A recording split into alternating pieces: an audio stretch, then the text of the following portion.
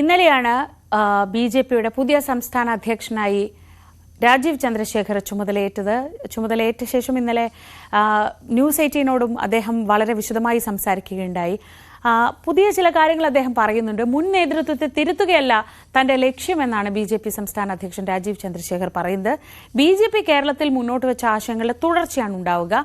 K സുരേന്ദ്രനിൽ നിന്ന് തന്റെ പ്രവർത്തന ശൈലി വ്യത്യസ്തമായിരിക്കും. പക്ഷേ അടിസ്ഥാന തത്വം പാർട്ടിക്ക് ഒന്നേ ഉള്ളൂ എന്നും രാജീവ് ചന്ദ്രശേഖർ ഇന്നലെ ന്യൂസ് 18നോട് സംസാരിക്കവേ പറഞ്ഞു. കഴിഞ്ഞ 5 വർഷം കെ സുരേന്ദ്രന്റെ ലീഡർഷിപ്പിൽ മുന്നോട്ട് വെച്ച ചില കീ ഇഷ്യൂസ് ഉണ്ടായിരുന്നു, പ്രൊട്ടസ്റ്റുകൾ ഉണ്ടായിരുന്നു, അങ്ങനെ ചില ക്യാമ്പയിൻസ് ഉണ്ടായിരുന്നു. അതിൽ ഏതെങ്കിലും റിപ്പീറ്റ് ചെയ്യേണ്ട എന്ന് വിചാരിക്കുന്ന കാര്യങ്ങളുണ്ട്? അങ്ങനെയൊന്നുമില്ല. ഞാൻ സുരേന്ദ്രൻജിന്റെ ടേം 5 കൊല്ലം 1 മാസത്തിന്റെ ടേമും ഭയങ്കര ഒരു എഫക്റ്റീവ് ട്രാൻസ്ഫോർമേഷണൽ ടേം ആയിരുന്നു. ഞങ്ങളുടെ വോട്ട് ഷെയർ എത്രയോ വർദ്ധിച്ചു. ഞങ്ങള് ഒരു MP ഇലക്ഷൻ ജയിച്ചു. സുരേന്ദ്രൻജിന്റെ സ്റ്റൈല് വേറെ ആയിരിക്കും, എന്റെ സ്റ്റൈൽ കുറച്ച് ഒരു വ്യത്യാസം ഉണ്ടാവും.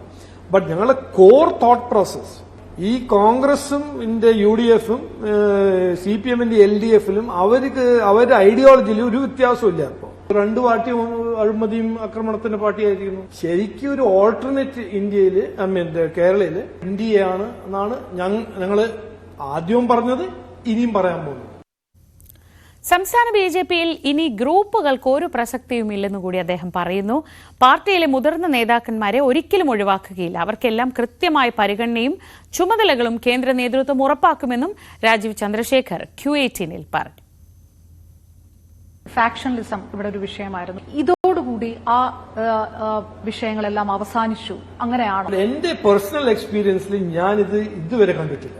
ഞാൻ ഈ 1 കൊല്ലം ചില്ലറ ദിവസത്തില് അങ്ങനെ ഗ്രൂപ്പിസമായിട്ട് കണ്ടിട്ടില്ല.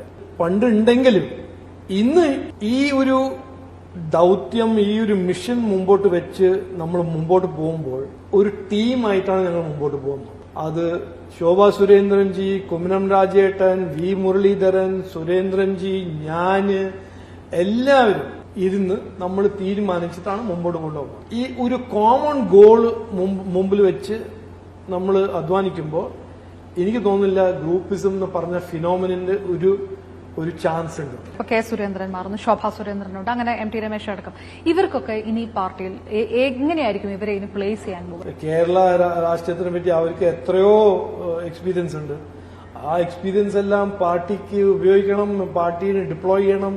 ഒരു പൊസിഷനും റെസ്പോൺസിബിലിറ്റിയും അക്കൌണ്ടബിലിറ്റി എല്ലാം പാർട്ടി തീരുമാനിക്കും.